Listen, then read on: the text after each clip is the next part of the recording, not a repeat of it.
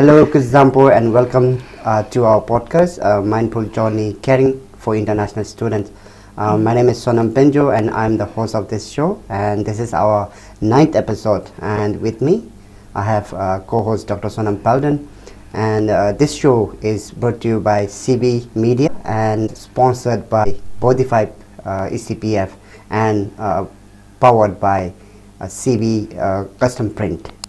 Thank you to all our sponsors. And Doctor? Thank you, Sonam, Nada Sonam. And I also want to thank all the viewers and listeners who've been with us along this journey. Episode 9 is an auspicious number. And I'd like to welcome, on behalf of all of us and the viewers, our delightful guest, the newly appointed President of Student Guild from Murdoch University, Mr. Tringelson. Thank you for joining us today. Thank you, Dr. Sonam, and I would like to thank the organizers for giving me this opportunity. I'm deeply humbled and I'm excited to share my story, my journey, and I hope that my voice will represent the rest of the students. Although I'm in deficit of knowledge and experience, but I will share my story and my journey, which resonates thousands of stories of international students, not only from Bhutan but from other countries as well. Thank you, Sering, and Tashidele for the election for being the president of Murdoch University's Guild, Student Guild. And I just wanted to maybe introduce yourself a bit. Your what you have been doing before you came to Australia, and also what are your aspirations, going forward, we want to be and all. Thank you, Sonam. Thank you for giving me this opportunity. I was actually gonna introduce myself, but then I somehow skipped it. But my name is Tringelson, and I'm currently pursuing my master's in public policy and management. But I did my Bachelor of Science in Agriculture at College of Natural Resources in Bhutan. And for 16 years I studied in Bhutan. And coming to Australia this year in February is a brand new experience for me. It's a huge step for me as well. And personally, I always wanted to pursue my education, if possible, until PhD. And right after graduation, I did internship with UND for 6 months. And during that time, I processed my visa. And actually, I looked for a lot of scholarships, but there are requirements that need to be filled, especially in terms of working experience and also paper publications, which I actually do not have. So the best option that I could think of to pursue my higher education was in Australia. And I did not pursue in agriculture field. I had a bit of technical knowledge in agriculture, and since I'm more interested and oriented towards management and policies, so I took public policy and management. That's good. And what do you want to become, going forward? I'm guessing that you have not been in a professional other than internship. So what do you want to become? So the reason why I also took public policy and management was initially for the risks of the visa, I took the relevant course because the requirements is if your postgraduate studies is not relevant to your undergrad studies, then there will be visa implications, as the experts say. So initially I joined Murdoch University as an agriculture and food security student, but then after 6 months I switched. And my friends asked me like, oh, you switched your course, did you choose for a PR related course? They were asking, but actually it's my PR is please return home course. So my ambition and dreams and desires align with the course I'm taking. So I want to take public policy and management, and when I go back to Bhutan, I want to work with NGOs and collaborate with local people and other things to elevate the rural lifestyles. So that's why I took because through policy and other amendments in government rules, I think there's a greater opportunity and also greater potential to elevate the life of rural people. So actually, the reason why I took my course is not to stay here in the long term, but learn, as His Majesty said, learn and learn, get experience. And also why I participated for the Guild President is personally inspired by His Majesty the King to improve your leadership skills and also network and learn from every other people you meet. So in a nutshell, my plan is to work for any NGOs that has a direct impact and communication with rural people. That's really nice of you. at this very young age. You're really, your thinking is beyond my capacity. That's really good to know that young people like you want to go back and contribute to our country, and especially the society as a whole. You wanted to go to the grassroots level. That is really good one. Thank you. Sonam, thank you. I think I would also like to invite you to ask any questions you have instead of just responding to our questions, so that we can interact together. Yes. I'm curious, and you said home. Where is home? Which part of Bhutan? And tell us a bit more about your values. What sort of person are you? Well, that question is really, I would say, amazing. It could really dive down deeper into your core heart, and you could actually express and feel a sense of belonging here in Australia. So I grew up in a village in Ha, and it's like 3,200 meters above sea level, extremely cold. And in February, when it is extremely cold in Bhutan, I descended here in Australia. And at that time, the temperature was 40 degrees Celsius. Yes. So there's a shift not only in cultural perspective, but also environmental sense as well. Yeah. And I am the youngest of 4 children to my mom and dad, and both of them are farmers.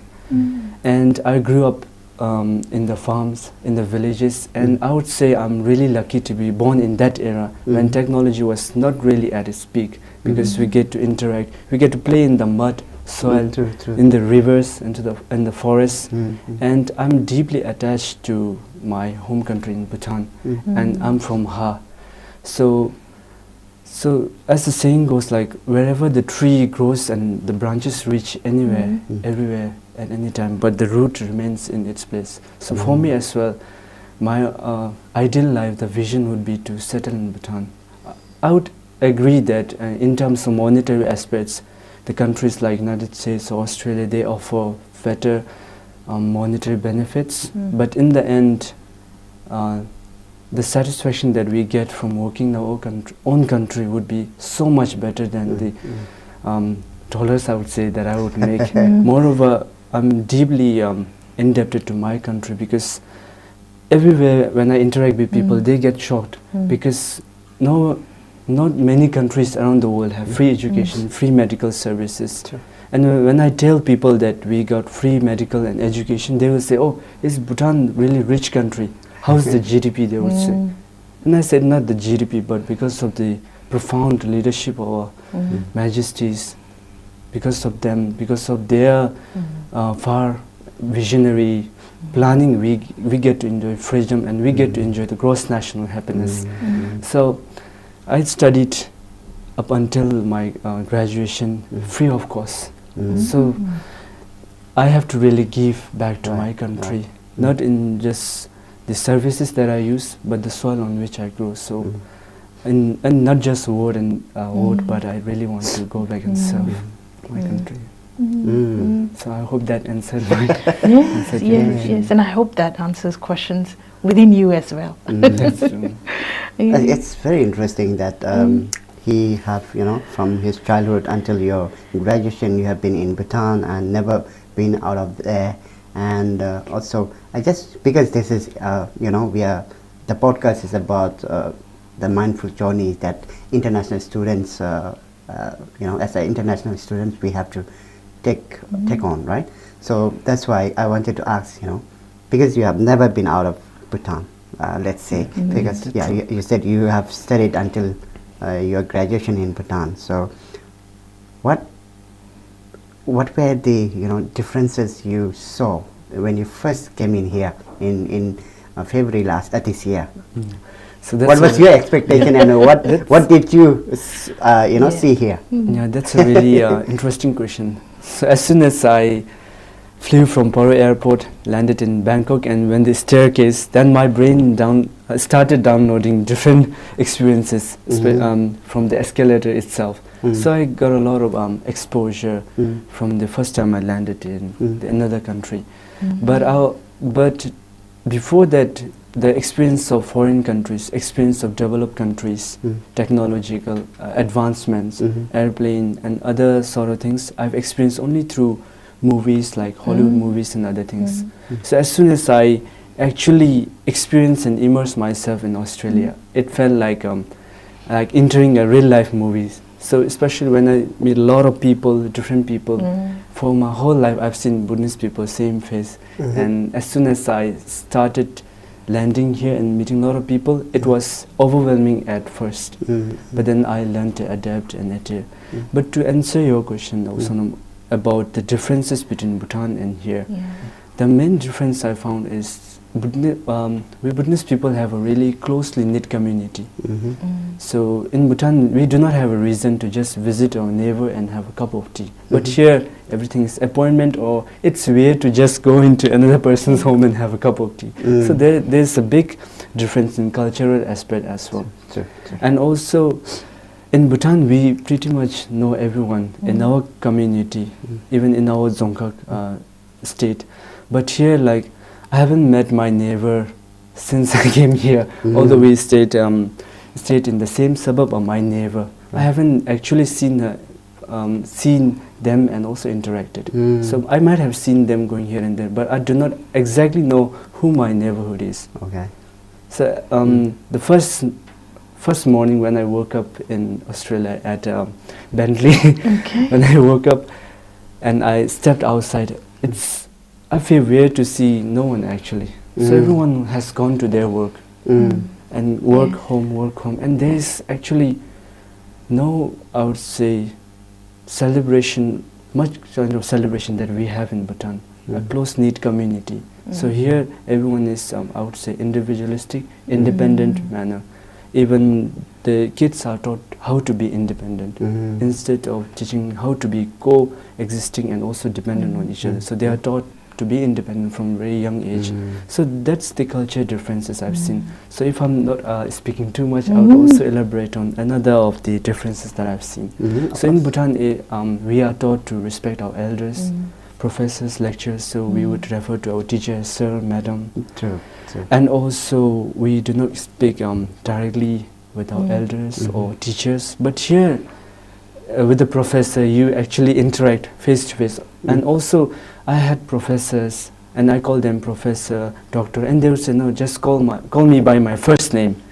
And it's normal here to like refer to every people with their first name. But for me it was difficult adapting, because I end up calling them professor, doctor, sir, madam in most instances. But I'm still learning to adapt to this kind of cultural differences as well. In a way it's also good because we get to be really open with our lecturers, share whatever doubt or other things as well. But also being grown up in Bhutan in discipline and respect and other kind of disciplinarity, that integrity that I have been taught to, it's also difficult for me right now to whole life we have been taught to respect elders. Don't call name, don't call your elders by name and all. So when you suddenly go to your university and you're asked to call them by name, it's difficult. So we have had lots of this one. So every episode we do this one, we have a similar consensus from all the our guests. I'm sure you and I do as well, because we've just transitioned the same educational systems in Australia, and where hierarchical differences are minimized, and it's an egalitarian system. So being invited to move our positioning or our compass is very difficult to renegotiate, I think, concepts or relationships, I think, or even what we call boundaries, you and I boundaries, definition of integrity, very different here. Not that they are... From academic point of view, since doctor is also teaching at ECU, how is it different to you personally as well, when students call you by your name and also refer to as Dr. Sonam, or some people calling you Sonam? Do you feel a difference in it from the academic point of view as an academician? I mean, as coming from, I studied in Bhutan for 13 years, and worked there for 15 years. So I cannot help appreciate Bhutanese who meet me, at the university, or my students who sort of call me Dr. Sonam. But when they now call me Madam, I know what Madam can also mean in other parts of the world, and I go, you can just call me Sonam, because Madam was acceptable when in Bhutan, but now I've learned in Australia that Madam is a word that can be, connoted to somebody else. So, but generally I'm okay. But when a Bhutanese student starts calling me Sonam, I go like, ooh. It becomes very difficult. Yes. I'm learning, because I do have students from Bhutan. So it's true. just getting used to it. Yeah. I think because we are deeply ingrained and we grew up with certain kind of values. So Yeah, it's true. Sring, you were just talking about how we relate to our teachers back home in Bhutan and here in Australia. Other than that, what other experiences has surprised you in terms of your, navigating the educational system here in Australia? Well, about the differences in educational aspects, I think there's not much difference, because I think I would admit that Bhutanese, the standard of Bhutan's education is really high, and we are also taught in English medium. That's why we were able to converse with people easily. But initially, when I landed here, and the first document that I processed was my bank account document, and then I thought I knew English, but then the Australian accent, they speak really fast, and there was a difference in the accent. Initially, I had a difficulty understanding them, and at one time I asked them to, could you please speak a little slowly so that I could understand? But people here generally are really open, and they're really frank as well. And the customer service that they deliver is something that I was shocked, because in Bhutan, when we visit offices and other things for document amendation or other sort of things, the approach is kind of different. We also feel nervous, because if there is two people, we would push like first you go, then first you go, or some sort of things, because the office environment in Bhutan, the customer service is good, but not really open like here in Bhutan. But in Australia, they really welcome you, just like the shopkeepers in Chaigang, I would say. They are really open, and also after solving our problems, other sort of things, they would even go to the extent of asking, like, is there any more things that I could do? So that's something that I think we could learn in the Bhutanese system. That's your responsibility, because as a young person coming here, learning, and you wanted to go back, so this is what you have to take back and never forget that one. If you have learned that one, but if you go up there, sometimes you might get along with our Bhutanese way of thinking, but this is what this is the benefit of coming here. Learn what are working right and what is not working. So that is your responsibility to change when you go back to Bhutan. Thank you for telling me that, and I really, really hope that someday I will have the opportunity to. It's not necessarily that you have to change everybody up there, but you do your thing, then people will follow you. It's given you a big responsibility. It's not just him, whoever. All of we have like more than 30,000 Bhutanese living in Australia. So I think it's a responsibility of each and every one of us when we go back to implement those working here. And then I'm not saying try to change what is there in Bhutan, but we can what do you call infuse these ideas and then get it done. Do it yourself, then people will follow. If they think that's working, they will follow as well.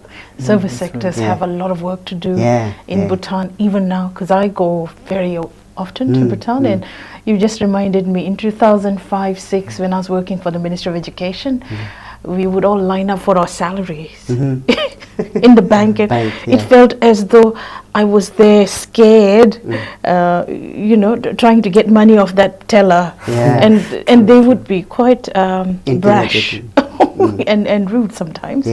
Just because I think training around service was not present at that time, but I think things started changing. It still needs to. People here, they don't have a chair, right? You might have observed that one when you first enter the bank. They don't have chair themselves. Yes. They're all standing and then giving services. Equalized. Yeah. So, those of the services that they are providing here, it's really important for Bhutanese to pick up that one and then implement when we go up there. Yeah. Anything else? Yeah, I feel like we always boast about our culture, and as His Majesty said, things makes us unique. For example, the blessings of Guru Rinpoche and Shabdrungao Namgyal, their blessings are still really prominent, and this is our superpower. But also, we also have to learn from Western culture. For example, the approach, and also appreciating the person by who he is, not just because of his title or the position of his job title, because it's really true in Bhutan that we have some evident as well as even inherently we can feel that there's a difference, like the treatment between the cleaner and the executive level. But here the thing that we could actually learn is everyone is equal here. Yes. There's no differentiation between whether you are the CEO or you are just the clerk there. So both have their own responsibilities, and they do not jump on and interrupt into each other. So if they function in their level very well, then they function really well. So this is the things that we as a Buddhist, as a young, I would say, I'll not say very young, but as a student, I would say, and when we go back, we can learn a lot from this kind of culture and things to implement back in our country. I think like HM, when he visited here shortly last month, he said that we have to learn and observe. So I think you are doing the right thing, because you are learning, you are observing, and then I hope that you'll implement this one when you go back. And also, so when you first came here, did you kind of feel any changes? Kind of how was you getting integrated into the world here? You're coming from Bhutan. Bhutan is relaxed, and when you come here, everything is like timed, and then if you're not able to do things on time, then there is some you lag behind than your other cohorts. So how did you navigate all those issues? I mean like changes. Yeah, that's really an interesting question.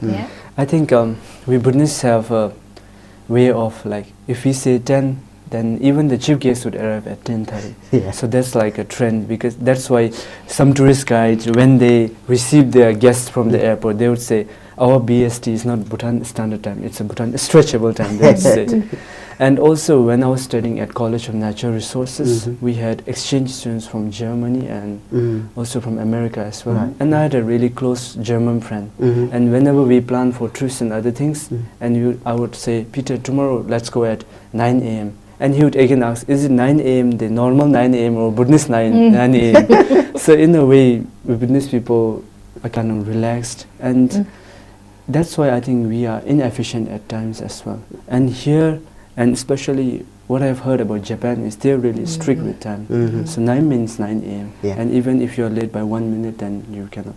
So that's why I've learned from these differences and about the life, the pace in urban areas as well. So I was mentally prepared about this kind of things when I came here. So I think I kind of navigated into this kind of system smoothly. But one thing why I also wanted to learn the working culture, the office culture, is as soon as I enrolled at Murdoch University, in the second month, when there was the vacancy for the vice president, then I gave my name and I started advocating. So these are all the opportunities, I would say, that I took in order to learn and try to adjust and navigate into the different culture, the urban, fast-paced culture here. Right. Could you say a bit more about advocating for? You said you were advocating for something. What was the advocacy for? So it was the elections. Oh, I see. At most of the universities around Australia, I think, the student leaders are also elected. So the student association is called Guild. And when I arrived there, the elections were already done. But then the vice president role became vacant because of some problem with the candidate, and resignation or sort of things. So that position was vacant. So I immediately took the chance, gave my name, and formulated manifestos of what I wanted to do as a vice president. But before that, I checked the role of the vice president, and I added some masala, I would say, to better that role, to take it to the next level. So I created manifestos based on the roles that I need to fill in as a vice president. Still, I'm the vice president for 2024.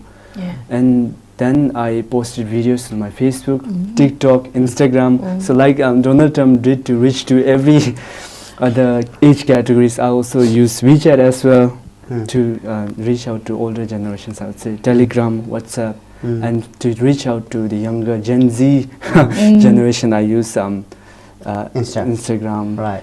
I recorded myself video speaking of my aspiration and what I wanted to achieve in that role.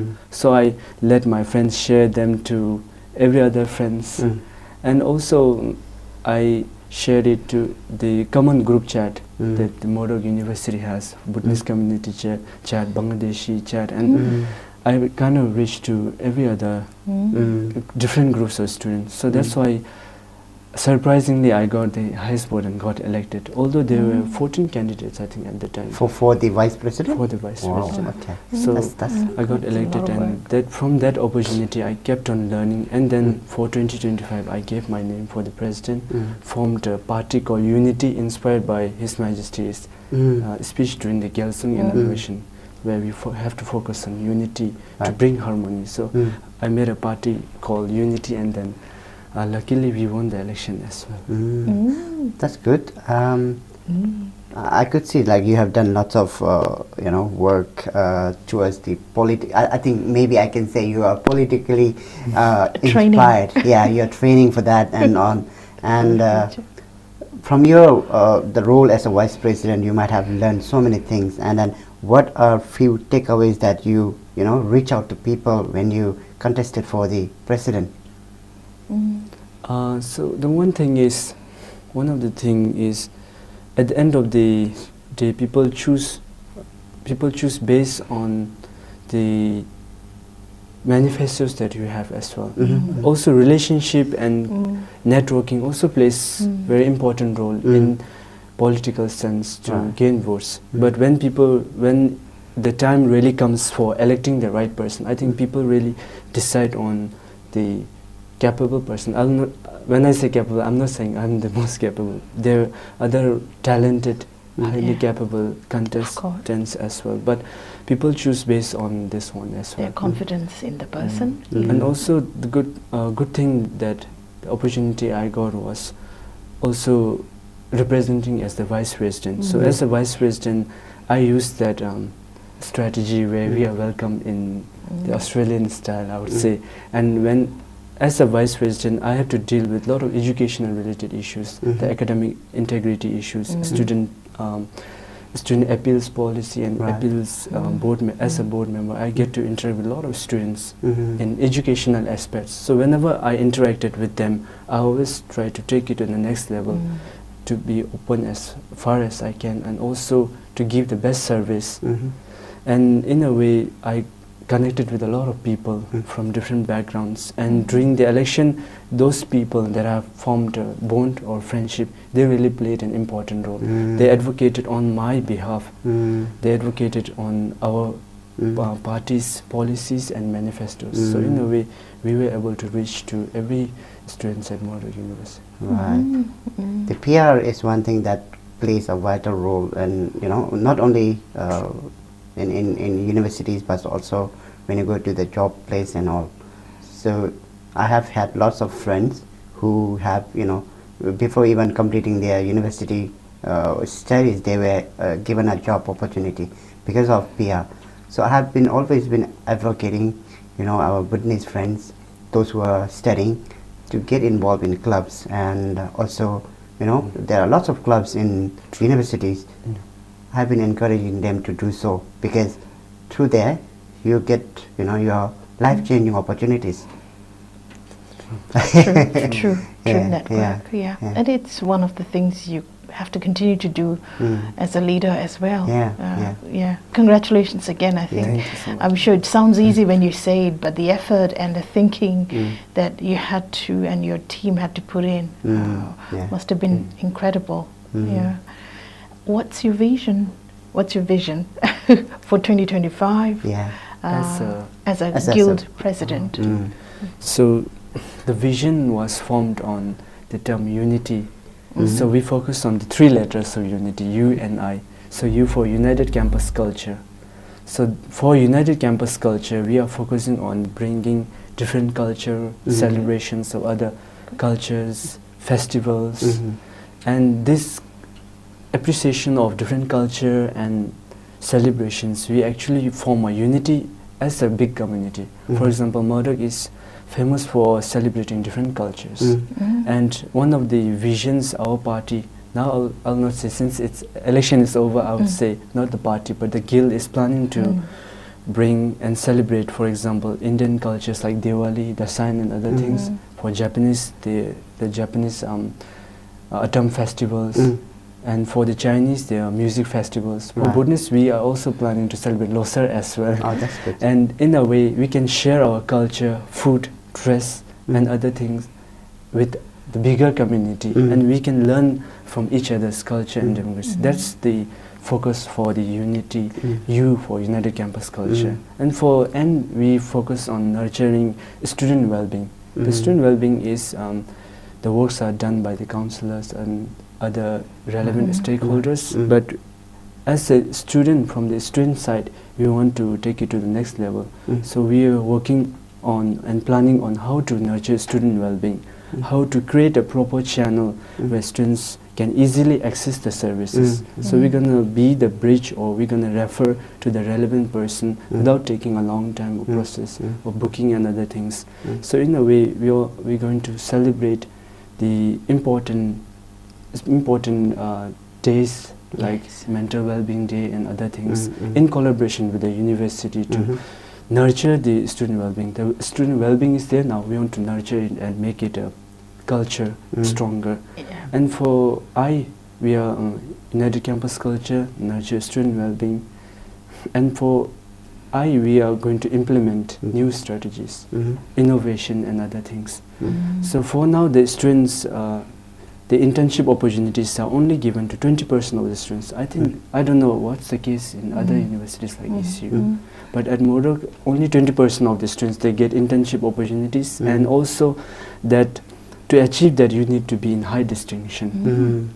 And what we found is that internships are like doorway to the job opportunities. So we want to bring in more hiring industries from outside. As a guild president, I will reach out to many industries, industry leaders, companies and other things to ask, collaborate for internship opportunities for the students to relevant stakeholders like engineering college, law college and other things, so that the internship percentage could be increased. So that's the one important aspect that our team is really going to work hard to achieve that, so that students get internship opportunities, and right after graduation it's easier for them to find job with some experience. So these are a brief three vision or focus that as a guild we are planning to achieve in 2025. Brief, but a lot of work. Yes. Uni, it's really good. Yeah. And when you were saying about bringing in lots of internship, is it as a part of their study, or it's outside of their study requirement? How is it? Because when I studied in ECU, I studied in business and law school, so they have a unit where we can do an internship, or we can take a subject in campus. But I choose to do this, so it's called WIL, right? WIL. Work integrated learning. learning. Work integrated learning. So that is what I had done. So will that be the part of study or a different one?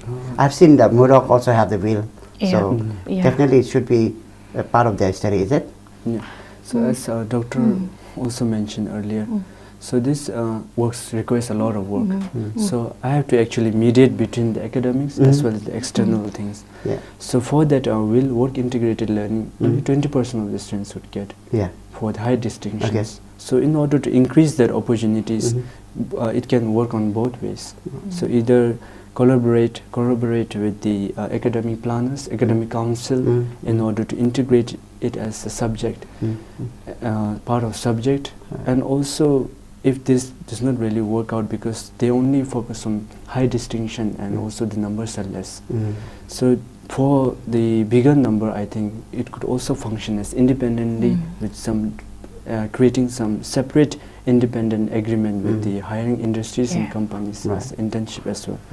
But about that one, I cannot really say right now how it's going to happen, but we will try to negotiate with both the parties. Both the parties and see what's the best option. You reminded me of something though, Tsering and Sonam. I think when I heard you say 20%, I thought those were going to be outside of the WIL programs, because when it comes to WIL programs, it's a mandatory part of the program for a student to be in the field. And it's tough to be, like, I can speak for counseling.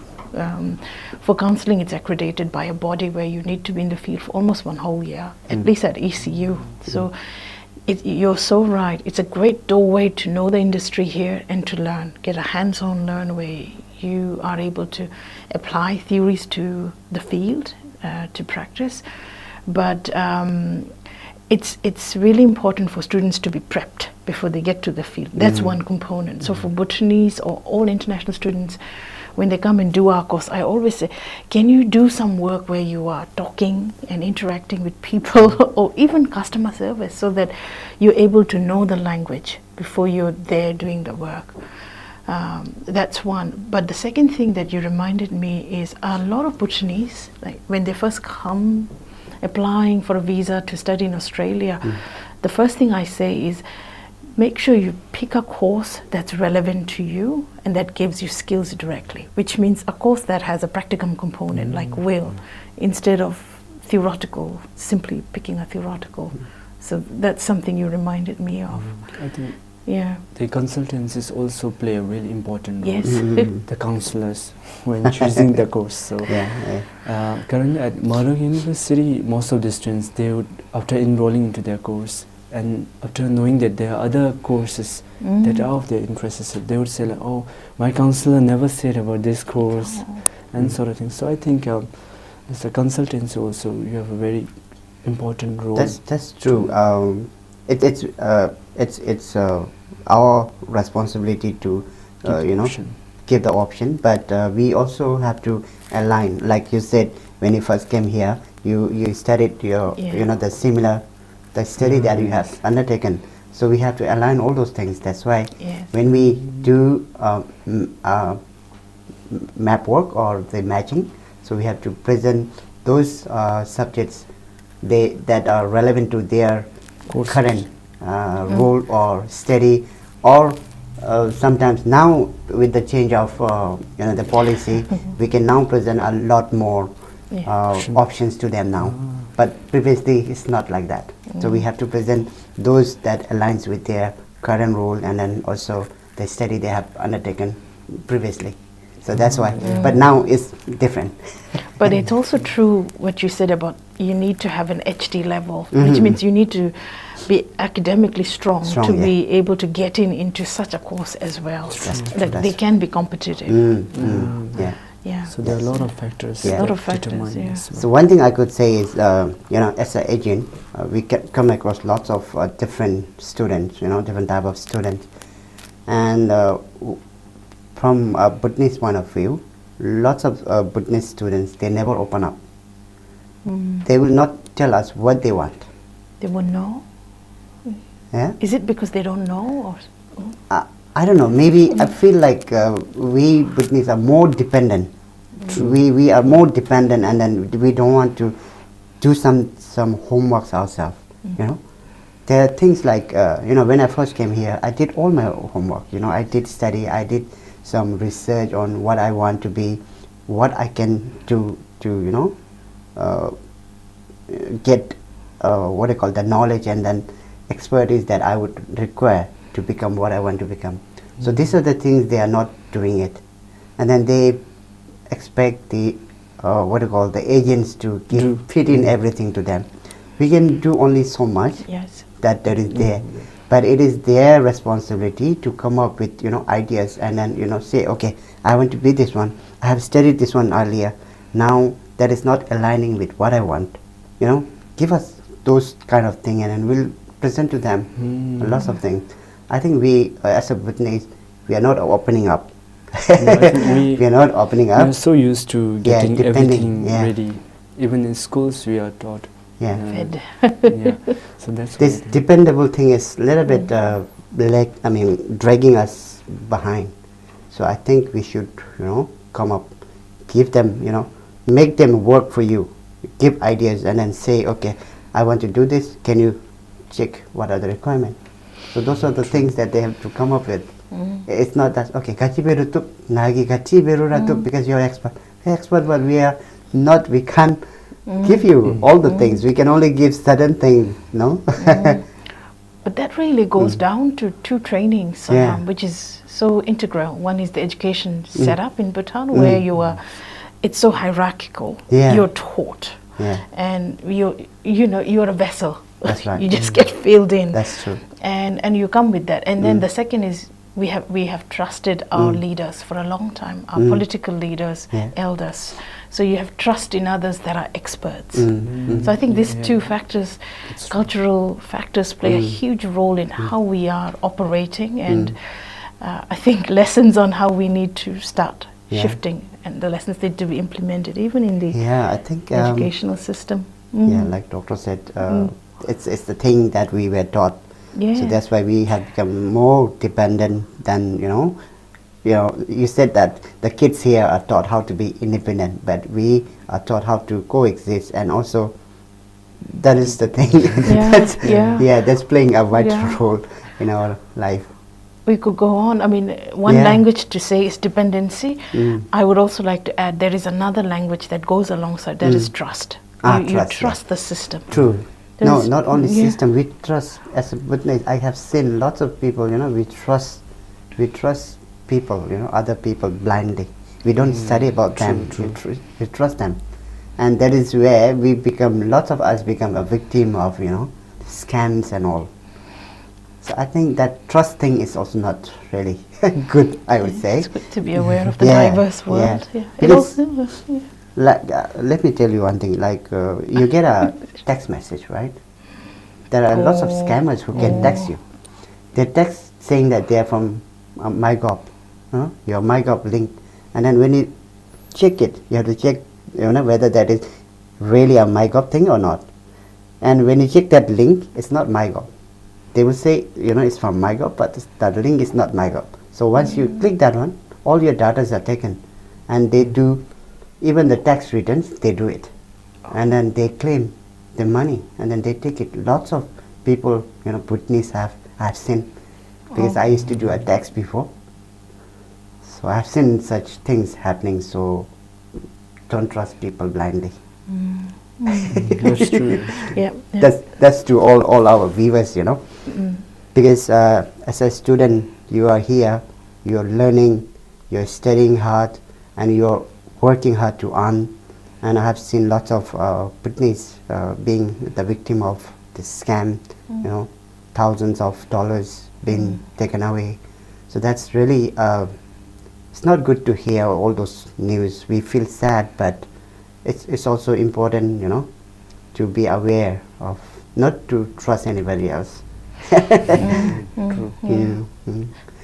Wanting to explore another aspect, I think, before we move to another different world, Dring, what has been some of the difficulties for you since you arrived, if you have had any complexities that you had to navigate, and how did you navigate them so far, or you are navigating? Yeah, I think initially the few months, the period is the period that we really need to have a strong mental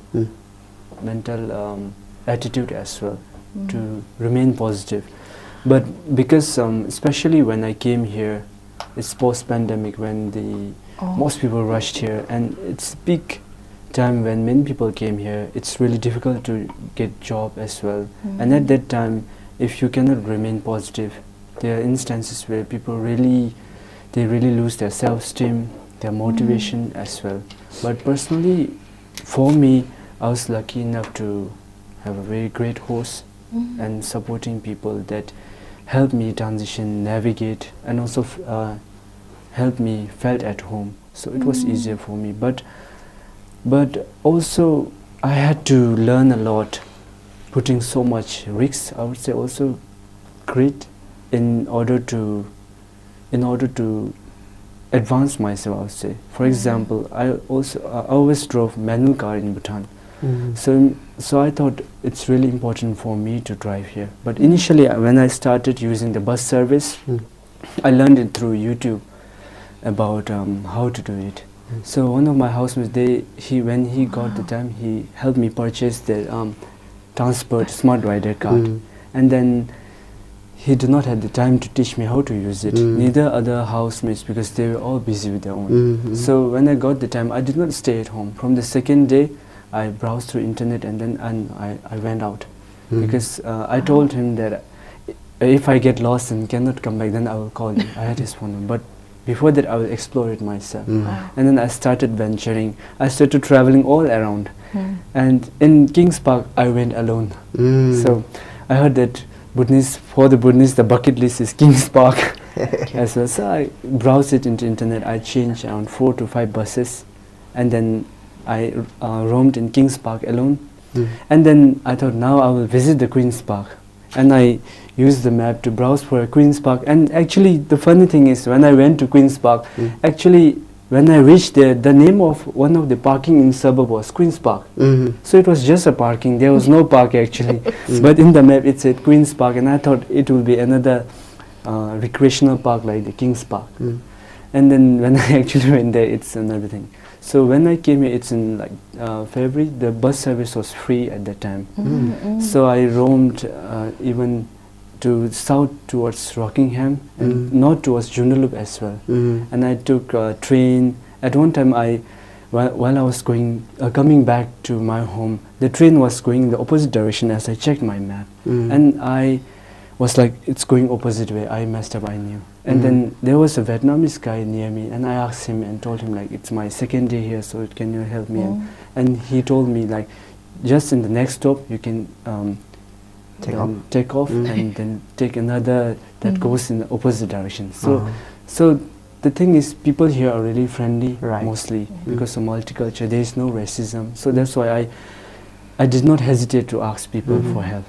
Then I traveled a lot, and before my course commenced in Murdoch University, there was still a month. But then I went there a week later, explored campus, and also meet people. And in a way, I think when you come here and when you navigate into a new culture, new environment, you really need to have an open mind. And I decided to have an open mind. I decided that I will not feel ashamed if I make mistakes and people laugh at me. I will take this opportunity. And same with when I purchased my car. I look into the market in Facebook and communicated with the person and then scheduled time. But then when I asked my friend and relatives here, they would have some work, so they would not. And I miss a few of reasonably good cars because of that reason. And one day I thought like, if I wait for a perfect time, then it would never come. So one day I decided I'll go by myself. I took the train and then went to, it was in extreme south, I think. It was near Mandura, I think. And I checked the car. It was in really good condition. The price was reasonable, up to my reach. So, and the lady that I bought a car from was really nice, and she told me that you want to do test drive. And that at that time the car gear was auto, and I had to again browse through YouTube to navigate it, and I drove through the suburbs, and then I knew that the car felt good. I trusted my intuition, and then I told her that I'm gonna buy it. But the difficult thing was that I've never driven car with the map and also driving at the same time, and there was no one with me. So it was as I reflect back, it was a really risky venture that I took. I could have run into accidents. We never know. But because of always trust Guru Rinpoche's blessings always meet me, and I prayed to him, and then I drove home, and surprisingly I haven't had any incident. But when I reflect back that night, I made a lot of mistakes on the lane. I never used my head turn in the freeway. Blind spot. And I haven't met any probabilities of accidents, but there was 99 probabilities that I could run into another car. Wow. At 100 speed, I couldn't dare to move my neck because I would lose my steering. Or also when I'm looking at the map, I would lose my steering. Or even with the traffic lights, when I learned as a passenger. So when you're actually sitting here looking at the map and driving, it felt so weird and difficult. But as soon as I reach a traffic light, there would always be another car in front of me. So I think that's the blessing that Guru Rinpoche has given me. So because when there is right turn or left turn, so I could easily mistake turning right if even if there is the green arrow, because I could easily enter into another lane, the upcoming lane. But I always had someone in front of me during that day. So as I reflect at night, I was afraid. I was proud at the same time, but I was also afraid, and I really thank the blessings, because I could 99% chance that I could have run to accident. Later on, my host, they scolded me for taking this risky adventure. Because it was really risky. I remember my first time driving here as well. So when same incident, I also went myself and then checked the car. And when I did the test drive, I just ran off the the stop sign, and then the seller, he was like, "What? That's not what you are supposed to do. When you see the stop sign, you have to stop, look, both the side, then go." I didn't stop. That was he was really terrified, the seller. And then the next thing what happened was, because it was my first time, and the people, they arrange a barbecue and what do you call this? Florid beach. Oh, yes. So I was driving. That was night time, and from the traffic signal, I went when I turned, because it was really big traffic light, and then instead of going to my right side, I went to a wrong side. There were vehicles coming from opposite side. Then luckily there was a house there, so I went to that there. Parking, and then I stopped there. Then I turned around. That happens. So it's very scary it's here. highly risky. Simple things like driving, True. it's navigation. That's why it is very important, whenever you come here for the first time, people to get browse, or we now have our Bhutanese, driving instructor. You can get a 1 or 2 days instruction course, get to know before driving. Yes. That's really important. We shouldn't take the risks. Plan. And then as a guild president, you should advocate that one as well when people come for the first time, during your orientation. Do that one. Safety first. Yes, safety first. Safety first. True. That's what you learn here.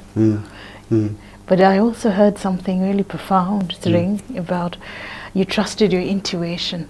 So I think we sort of reduce that or minimize that voice in us as you get more and more busy, and as you're driven by the scale of economies here in Australia. I think it's important not to do that, to always remind yourself to go back to that voice that helps you navigate everyday decisions and situations. But that day when I reached home, I was sweating all over.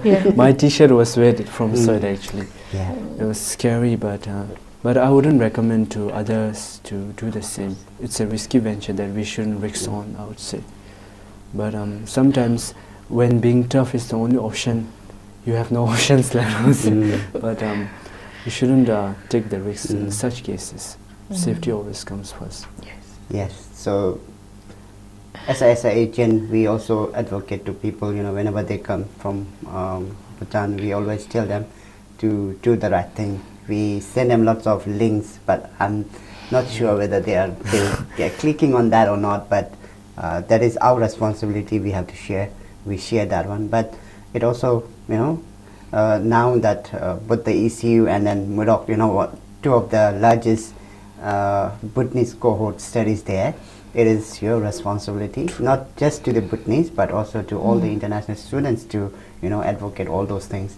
So I'm sure you'll be doing that one as well as a part of your uni. Yeah. So we would like to, we wish you a best of luck with that one. Before we end our show, would you like to, give some advice, or I could say any your observation as an international student for those people who are coming here for the first time, or those who are here but lost. So what are your experiences, and then what you would like them to know and then do? Thank you, Sonam and Dr. Sonam. I would take this chance to not give advice or sort of thing, but would take this chance instead to thank you first for having me here, inviting me to share my journey and story. And I'm sure it reflects with the stories of thousands of other students. And for other students who are struggling also, I would say that always stay positive and also look for opportunities. Like every cloud has a silver lining. In the darkest hour we see light. So I would say that there will always be solutions to the problems you face. And also personally for me, I take challenges positively as a growing stepping stones. And for me, I know that the situation depends on every person, and the way they deal is also depending on each person's point of view and perspective. But for me, my greatest inspiration is His Majesty the King. And as an international student, last time when I attended a conference, I was asked what skills or what are the habits that makes international students successful. And I'll also reiterate the answer here, same thing, quoting His Majesty's how to be smart. So always be smart in order to navigate into situations. As for sincere, do it sincerely, whatever task you are given, be it a small trivial matter or a really big thing. Do it sincerely and do it mindfully. Mindful in a sense, do it not to offend anyone or hurt anybody else. And always be astute, act it quickly, intelligently. And lastly, timeless. Timeless means always complete the task on time, be respectful of your time. Ask yourself, is this, am I using my time and energy wisely at the best use? So for me, this smart advice that His Majesty provided always guided me during when I faced difficulties and challenges in life. And I think every other friends could also use this strategy to overcome those challenges. And then with grit and determination, I think we are in the learning journey, and we learn every single day, and always be open-minded, I would say. And thank you so much for the collaborations, for the sponsors, and for sharing this, and also for the viewers who have listened intently, I would say. And I'm really honored and privileged and deeply humbled to be here. And I look for collaborations with the Murdoch University Guild in future, if there is any, for the benefit of common benefit of the students from different stakeholders and other companies and adventures as well. And thank you everyone, and Thank you so much. Thank you so much. Thank you.